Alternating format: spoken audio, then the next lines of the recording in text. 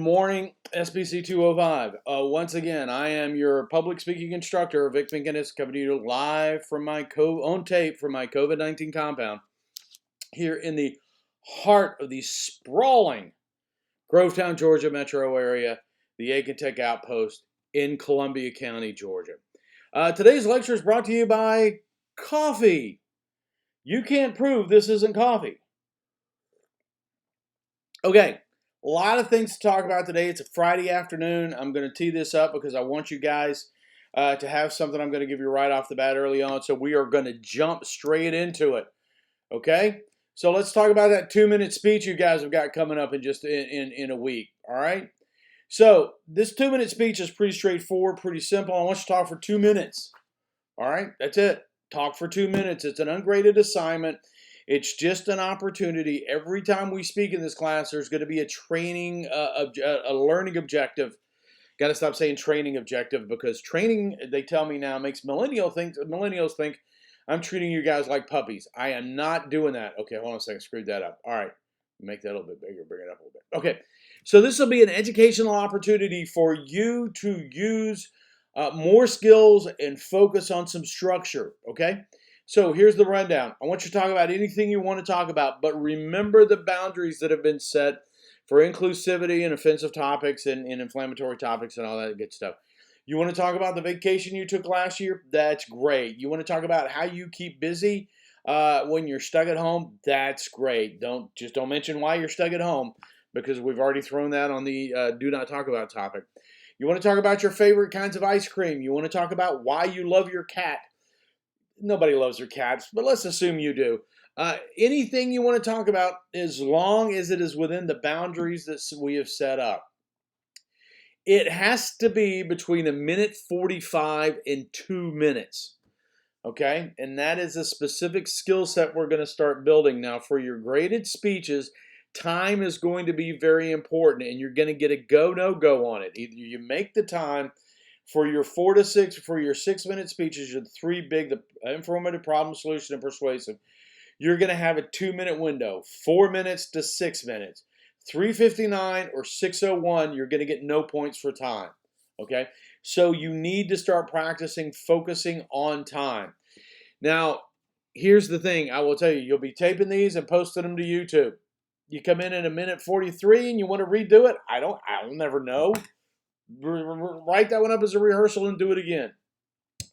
But you need to come in between 1:45 and 2 minutes talking time, not just running time on the video, because if you start it and then spend 10 seconds getting positioned and it comes in at 1:46, that does not meet the time requirements, okay? Everybody understand that?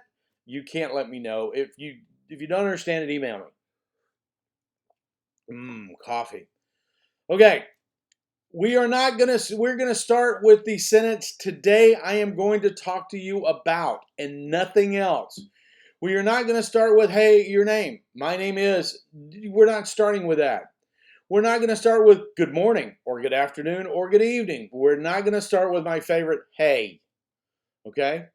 The only thing you can start this speech with is, today I'm going to talk to you about my cats. Okay? The beginning of a speech, all your graded speeches, is going to be very structured and very specific. I want you to start getting used to the idea that you're going to have to start with something other than some tension diffuser, and we're going to talk about that a little bit later on in class. But my name is, good morning, hey, none of that is the first thing you say in a speech, ever. Okay? The next thing you're going to say is, you're going to give us at least 2 ideas from your speech, all right? Today I'm going to talk about my cats. I'm going to talk about Fluffy and Moxie, okay? Today I'm going to talk about the best vacation I ever took. I'm going to talk to you about the state of Hawaii and what I did while I was there. Today I'm going to talk to you about, I'm running out of ideas. I'm doing this on the fly, folks, okay? Today I'm going to talk to you about Coca-Cola, my favorite drink. I'm going to talk to you about the fizzy part, and I'm going to talk to you about the caramel coloring. Okay? Real simple. You're going to preview your main points, at least 2 of them. Okay? So you got to figure out something you can use 2 main points on. Then you're going to close with, today I have talked to you about, and you're going to finish that sentence. And you know what? You're not going to stick at the end of that sentence. Thank you. I'm going to get into that a little bit later on in class, but we are not saying thank you at the end of speeches. Okay? Well, I'll get into it now. If you say thank you at the end of the speech, it implies that you have been a burden on your audience. Rather, the audience should be thanking you. Now, I know you see this all the time where people end speeches with thank you. You'll see some of the examples I give you in class where the speaker ends with thank you. You know, that's fine. They can do that. But what I'm going to tell you is you do not have to do that. You need to pause. You need to wait. You need to get off the stage. Okay? So you're going to finish with, today I have talked about my cats. And then you're going to finish. Okay? Stand with you. On Monday, I'm going to post a lecture on nonverbal communication, but you're going to stand with your feet shoulder width apart, and you're going to keep your hands separate. You're not going to clasp your hands. There is a secret, unknown magic about note cards and hands to where when they touch, there's a magnet that bonds them together. You are not going to do that. Okay?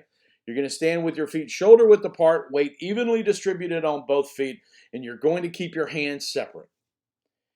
All right, and you can use 2 4x6 or smaller note cards. I do not want to see any 8.5 by 11 pieces of paper. I do not want to see pieces of paper folded in half, and I do not want to see you reading a script that's off camera. And yes, I always notice when you're reading a script off camera, it's very easy for somebody that's been doing it this long. Okay? Today is, it is due, I don't know what today's date is, but I know what next Friday's. It's due, I'm pretty sure, September the 4th, a week from today. Okay, at 8 o'clock in the morning. All right, that way I can have the weekend to sort of look them over, and that way I can you will get feedback on this speech. There will be feedback in the comment section, a couple of brief things, no details. It's not going to be like a rubric, but you will get some details. But it is going to be due next Friday. Okay? Any questions you have on this, you want to say, hey, listen, is this a good topic? You're probably going to get, as long as it's not on that list of things I told you can't talk about, you're going to get a big thumbs up. Okay, and again, some of you have already asked me to do this, but I cannot do this once we get into graded speeches, so I don't do it now. Don't ask me to preview your speech and ask if it's okay. It's an ungraded assignment. It's going to be fine. Okay?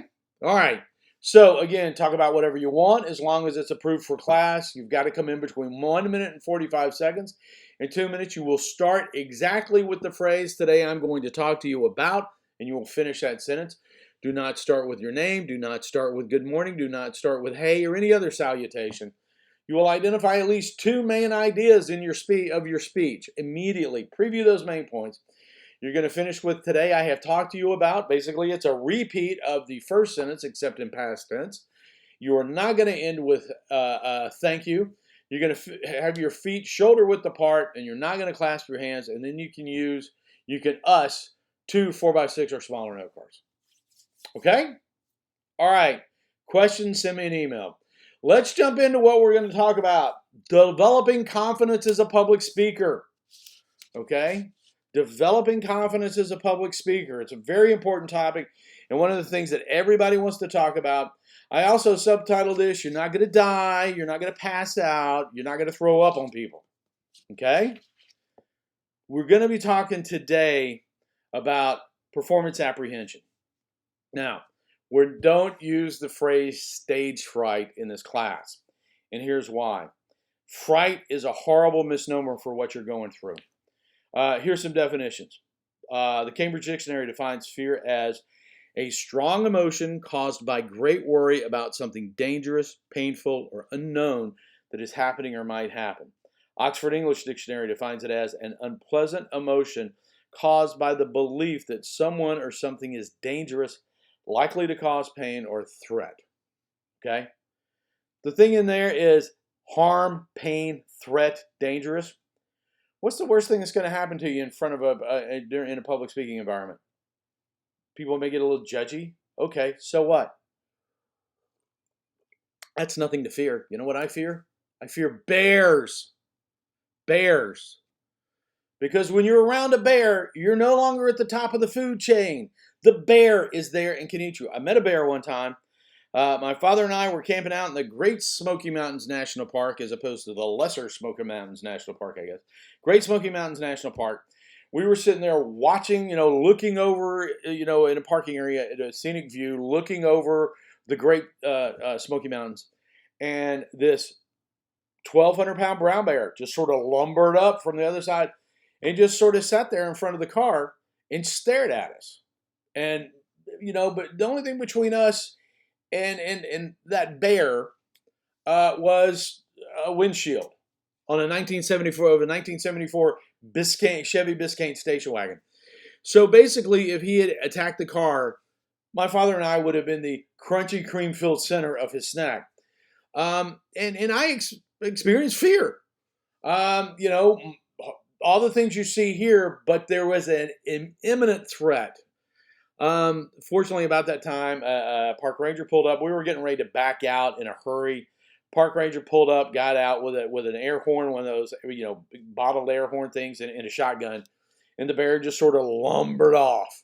Okay, but that was fear. That is a normal reaction to something that is dangerous and can hurt you or can cause pain or kill you. Okay. We don't feel fear in front of an audience because there's nothing to fear. There's nobody going to kill you in that audience. You are not going to, like I said earlier, you're not going to pass out. You're not going to be physically injured, and you're certainly not going to die. Like I said, I've been doing this since 1986, and I have yet to have a student pass out, puke, or hurt themselves in front of a class. Okay? What you're feeling is a result of tension and anxiety. It's not fear. Okay? Is it real? Absolutely. Jerry Seinfeld used to tell a joke that there was a survey that said among people they feared death. They feared speaking in public more than they feared death. And so Jerry Seinfeld used to say, so if you're at a funeral, you're better off being the guy in the casket than the guy giving the eulogy. Okay? So we understand that performance apprehension is a real thing. All right, what we want you to do as a result of this lecture, what I want you to do as a result of this lecture, is to get a better understanding of what performance apprehension is, get a better understanding of why it is, and then get a better understanding of what to do about it. Okay? Now my slides are okay. So let's talk about the symptoms. Usually I would throw this over to the class, but you guys would I'd be sitting here quiet for 5 minutes, and you guys would be talking to your computer screen, and your dog would be wondering what the hell you're doing. So I'm going to give you some of the symptoms. Symptoms generally fall into two categories. There's a physical category, and we've all experienced this: increased heart rate, shakiness, trembling, tense muscles, dry mouth, and a general overall sweatiness. Okay? A lot of people talk about how their palms are sweaty at the same time they feel cold, and that seems a little weird. Well, that's because of the nature of the sweat glands in your hands and on your feet, and palmar surfaces of your hands and feet. Okay? But there are also cognitive issues. You can have mood swings and experience feelings you haven't really experienced in a long time standing in front of an audience. You have an opportunity for a lot of negative self-talk. Even I do this all the time where I'm sitting there going, oh, this sucks. Okay? That's going to happen. Expect it to happen. Doesn't mean anything. It's just you're burning through a lot of sugars and hormones in your system that we'll talk about in just a second. Suddenly, you'll experience a lack of self-confidence. You will use your performance apprehension as a rationalization for the fact that you think you suck. Okay? If I didn't suck, my hands wouldn't look like Lake Superior. I wouldn't have the Clark Hill Reservoir in my shoes right now. Okay? And that ties in with this massive load of self-doubt, because you do have a lot of extra cognitive capacity, and you don't always use it for positive means. Okay? But let's talk about some myths of performance apprehension. First of all, people who suffer performance apprehension are naturally neurotic, and a normal, sane person does not experience performance apprehension. That is absolutely not true. Okay? Performance apprehension. Now, if you have a diagnosed anxiety disorder, sure, we can, that's a separate conversation. But in general terms, people who seem to be more or less, quote unquote, nervous all the time, it has absolutely no impact on the level of performance apprehension they experience. In fact, anecdotally, I've had a lot of people tell me that I'm nervous whenever I walk into a classroom, so being in front of the classroom didn't really make any difference. Okay? Confident people don't suffer from performance apprehension. That is a lie. Confident people should suffer from performance apprehension. We're going to talk about why you should in just a minute. But performance apprehension is a near universal phenomenon. Your confidence, neuroses really has no impact. Starting your speech with a joke will reduce performance apprehension. Now, we're going to talk about how to start a speech, and yes, using a joke to begin with is one way to do it. But I will tell you, having done this, I thought for a long time, if I can get people to laugh sort of with me right off the bat, I'll be fine. But then a couple of times the joke falls flat on its face, and then you wind up even feeling even worse. So, it's not how you start your speech is really not going to have any impact on your performance apprehension. There are hacks to beat it. There are not. Okay? Now, there are ways to adjust to it and deal with it. But as far as, and I get this question all the time. People come up to me at the beginning of the semester, they're thinking about signing up for public speaking. They come up to me and say, hey, listen, I've only got one problem. How do I get over public performance apprehension? And I say, speak in public a lot. Okay? And you never really get over it, but you get to understand it better. Okay? So the standard hacks I hear that you should not do: drink a ton of water beforehand so your mouth doesn't get dry. Your mouth being dry has nothing to do with your hydration levels. Okay? All that's going to do is make you want to go to the bathroom. Okay? Number 2, better public speaking through improved pharmacology. Do not take any medications that you are not normally prescribed. Do not bum a Xanax off your best friend and then pop it, because if you're not used to it, it's going to screw you up. Okay? Number 3, I love a good drink. And this really is coffee, by the way. Do not call Father Rogers and say I'm drinking on the job. I drink immediately after the job. But if you have a couple of belts, you're still going to experience it. It's just that you're going to feel kind of lethargic and you're not going to feel as responsive mentally. And it can actually make things worse. And I have had students that have tried all of those. Okay. I had a student, and it's been recent. It's been in Aiken Tech. That student came in with bloodshot eyes, could not complete a sentence, giggled all the way through the speech, kept looking down at the person in front of them and having aside conversations with that person and just ignoring the whole class. Clearly that person had thought that, a certain herbology would help her with her public speaking. It did not work. It was a train wreck. And when she came in and I said, I never asked her about it, because if I did, it would have been a problem. I gave her the grade she deserved for that speech, and she was not happy, but she never came in and asked me about it. Okay? So there's no hacks. One mistake means that you've blown it. That is not true.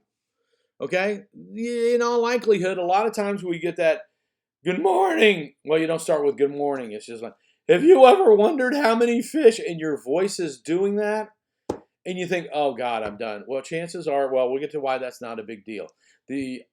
Let's move to the next one. A lot of people believe that if you write your speech out word for word and memorizing it, you're going to do better. That is absolutely not true. We do not write speeches out word for word in this class. We do not memorize speeches. Okay, and the reason for that is going to become apparent when you take performance apprehension, you match it up with very small writing on a page. That's a train wreck waiting to happen. And if you're memorizing it, that's also a train wreck.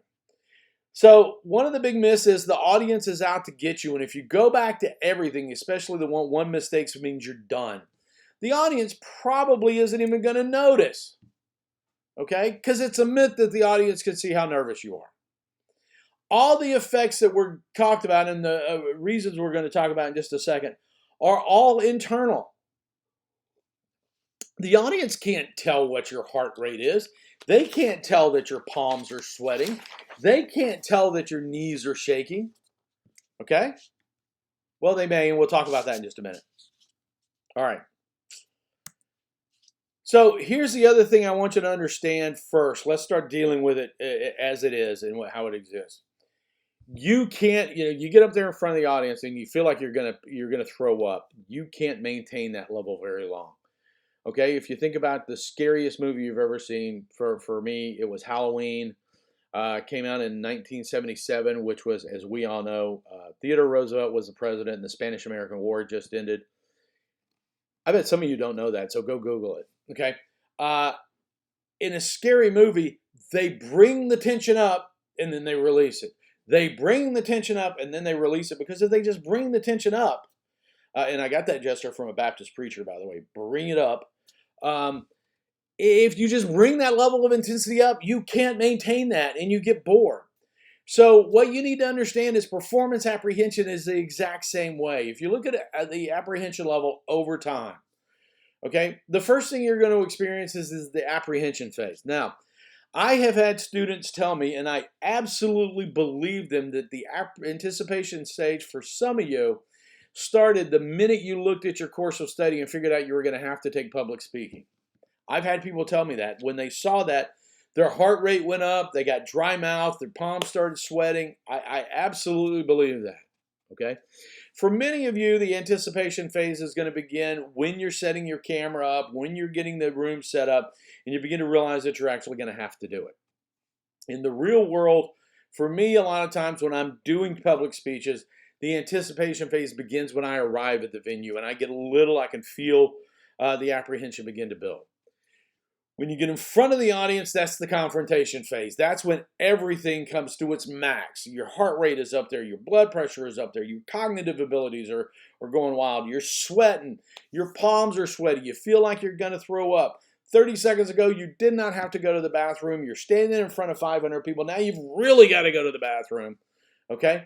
That's the confrontation phase. You've had a whole bunch of chemicals dumped into your system by your body. But you can't maintain that. Without some outside stressor adding additional stress, you cannot maintain that. It will begin to go away at 2 minutes. And then you get into adaptation, and eventually you come to a continuum. Now, do you ever get down to normal, speech levels? Probably not. You should have some sort of it ongoing. Okay, but remember, you can't keep that up. I was taking an instructor's qualification class over at Fort Gordon. And we had a lady in our class named V. She went by V. Don't remember what her full name was, but we called her V.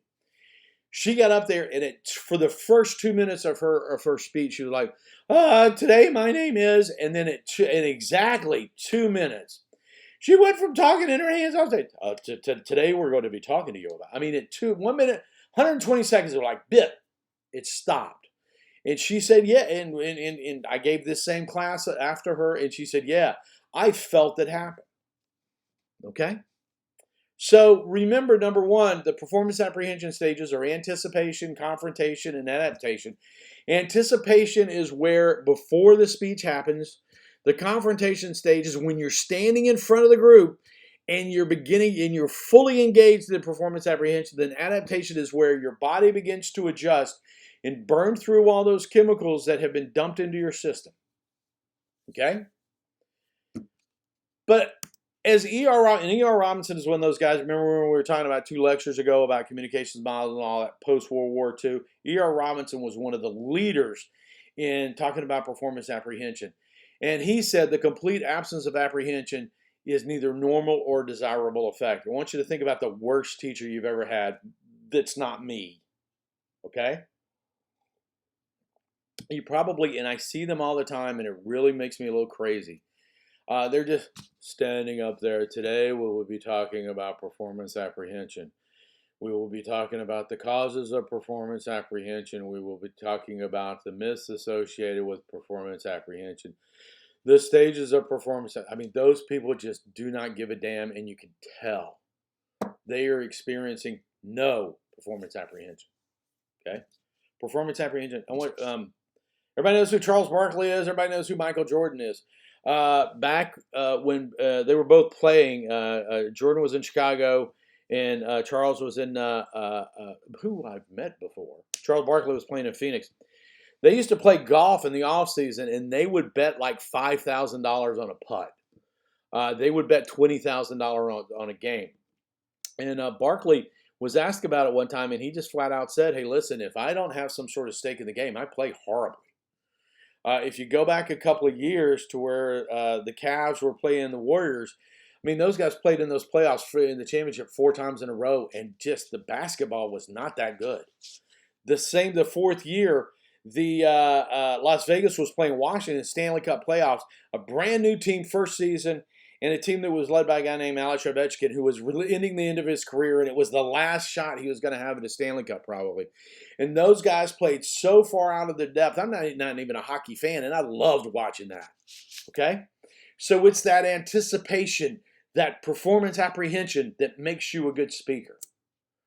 Okay, so let's talk about the causes. First of all, it's biological. When we were cavemen, we learned that, and we evolved, that if you get threatened, if you're walking down the path and a saber-toothed tiger comes up, you got 3 choices. You can fight the saber-toothed tiger, you can run from the saber-toothed tiger, or you can try to blend into a tree and freeze. So it's fight, flight, freeze. Not fight or flight. It's freeze also works. So what happens is that your body gets ready for an attack. The blood is shifted out of your extremities to focus on your core areas. That's why your arms will feel, and your hands and toes and feet may feel cold. Okay? The pancreas releases a large amount of sugar to give you energy. The spleen releases a huge amount of red blood cells to carry more oxygen to the muscles. Your pulse increases to keep your muscles fueled. The heart muscle and the brain response increases. And your breathing begins to shallow out, so you can stand against a tree and just go and try to let the saber-toothed tiger walk by. The palmar surfaces on your hands and feet. I'm not going to show you my feet. I'll show you my palms. I'm not going to show you the soles of my feet. Begin to sweat, so you can either grab somebody or something like a weapon or a rock as your tree limb as you're climbing up out of the way. Okay, that is all biological. It's not preventable. It's going to happen. The impact, though, is your brain processing speed. Okay, your brain processes about 400 words a minute on average for the average human. It's English words. Different for different languages, but for Americans speaking English, your brain processes about 400 words a minute. We speak on average about 150 words a minute. Okay, so you got 250 to play around with, and you will do that in front of an audience. You will play with those words. Okay, when your performance apprehension hits, all that oxygen, all those red blood cells, all that sugar will increase your brain processing capacity by a significant percentage. So now instead of having 250 words a minute to play with, you may have like 600. And what do you do with those 600s? You convince yourself that you're an idiot and you should have never gotten in front of this audience to begin with. Okay? And again, I'm not going to tell you don't let that happen, because I can't, because it's a natural biological process. Okay? What I am going to tell you is that, okay, it's normal. It'll go away in about 2 minutes. Okay. Second reason it happens, previous experiences. I will tell you, middle school English teachers are the worst people in the world. And if you're an English school middle teacher, or your parents, or your sister, or your brother, or your husband, or your wife, or your girlfriend or boyfriend, hopefully not your wife and your girlfriend, that's an old joke. Okay. Middle school English teachers will sit there and do what 3 words that should be stricken from American education. Oral book report. I still remember my oral book report from 7th grade to this day. I can tell you what the book was. I can tell you who my teacher was. The book was a book called The Cross and the Switchblade. The teacher was Miss Turner. And the room, I could even, if Homewood Junior High School was still there, I could take you back to the room. Okay? I can describe the trees in the top of the other building I was looking out over, because it was such a horrendous, traumatizing event. Because you take someone, and let's all face it, middle schoolers are the worst people in the world. Okay?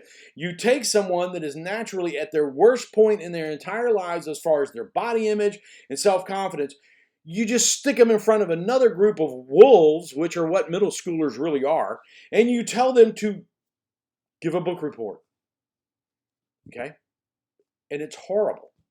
And you don't tell them what's going to happen. You don't give them any preparation. You think that, well, they talk, they can publicly speak. And if 3 years later, a unique series of events happened where I found out that if I took public speaking as a sophomore in high school, I didn't have to take PE because changing a locker room, even worse than public speaking for me. So I had a great speech coach, debate coach. I wound up on the debate team. I wound up a state champion debater. Really changed the course of my life that I didn't have to take PE that year. Okay? But for a lot of people, they never have that opportunity to have the follow-on good experience. So if you really hate public speaking, I want you to reach back to your first experience. Okay? Last thing is level of skill. Third thing, level of skill. Okay? Public speaking, as we've discussed, is not a talent. It needs training, and if you're trained, you're better at it. Planning and experience helps as well. So sort of roll all this together. My youngest daughter was, I think, 11 or 12, somewhere in there. And we were at church, and she came walking into the sanctuary, and she's holding a piece of paper. And I said, "What's that?" And she says, "Well, apparently I'm reading the Bible verses today." And I went, "Why didn't you tell me about that earlier? We could have practiced." And she said, "Just found out." I went, "What do you mean you just found out?" "Well, Miss So-and-so came up to me and said, the other person who was supposed to do it's not here, so I want you to do it." And she handed me this, and I said, "And what did you say to her?" She said, "I didn't say anything. She just walked off." And I looked at her, and of course, they don't hand her like one of the new translations. They hand her the King James that has got words in it that humans now don't use. And so I looked at her and I said, "Sweetheart, do you want to do this?" She goes, "No, I don't want to do this. I've never, no." And it wasn't like, Jesus wept. It was like huge chunks of a chapter from, the Old Testament. So, okay, let me go talk to her. And I went out and I found her out in this social hall, and I walked up to her and I said, "Hey, first of all, number one, my daughter's 11 years old. If you're going to ask her to do something, I would appreciate it if you come talk to me first." And she said, "Well, I assume there wouldn't be a problem." "Well, there's a problem. She's not trained in public speaking. She didn't have enough time to prepare for this. She's not going to do it." And she said, "Well, I didn't get anybody to do it today." And I said, "Well, that's your problem, not my problem. But I'm not going to subject my daughter to an experience that's going to be horrible that may turn her off of public speaking forever." Needless to say, that lady did not send me a Christmas card that year. Okay? But my daughter eventually, again, was on the Mississippi State debate team, and really excelled in public speaking. So again, planning and experience is going to help. All right, so let's talk about some coping techniques. First of all, develop a communication. Everybody remember dialogic theory from the last time? If you focus on having a conversation with your audience as opposed to performing for them, you're going to have a better time. Try some relaxation exercises. I use a self-hypnosis technique that I learned through some of the law enforcement training I've had in the past. Breathing, muscle relaxation. That's important. And here's another time where you can try a relaxation technique or a relaxation exercise. When you're standing in front of the audience, when you get up there in front of the audience, take a second. They won't notice. Take a second, stop, plant your feet, get comfortable, take a deep breath. For those of y'all who have been through childbirth classes, take a cleansing breath and start. Okay? Do cognitive restructuring, and you can look this up on the internet. I'm not going to get into a whole lot of detail about it, but basically you detail all your fears. What's the worst thing what am I afraid of? What am I apprehensive about? And you write them down. And then on the other side, you say, in reality, what are the probabilities that these things would happen? Misspeak, could happen. What's the impact? Pass out, not going to happen. Throw up on the front row, that's also not going to happen. Okay? Do audience analysis, and we got, I think, 2 lectures on audience analysis later on in the course. The better you know the audience, the less intimidating they are, and the more prepared you feel. Keep your organization simple and specific. That way you're less likely to get lost in your own organization. And your note cards will help you with that organization. And then finally, get training. And that's what you're doing now. But continue that training after you get out of this class. Okay? So, specifically, prepare. We speak extemporaneously, which means you're not going to write your speeches out word for word, but that doesn't mean you don't prepare. You practice. In fact, practice out loud. Don't just sit there with your note cards and go, I'm going to say this, that, and I got a second point. Practice out loud and in front of people if at all possible. I always tell people, if you could deliver a speech to your brothers and sisters, to your siblings, you could deliver a speech to anybody in the world. Because your siblings are going to be sitting there going, did you hear that? If you can talk to them and give them a speech, you're good to go.